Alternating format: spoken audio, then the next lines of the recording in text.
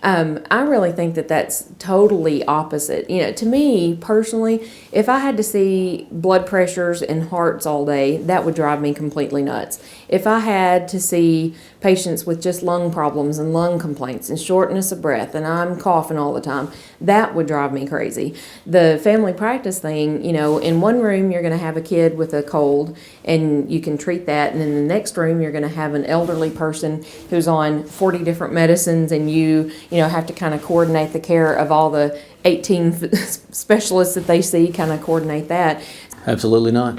I think, honestly, at least here, I think it's the most complex specialty I could be in. And again, that's to some extent what you make of it. You can limit your practice to cough, colds, and refer everything else out, or you can expand your training to the point where you're able to handle all that.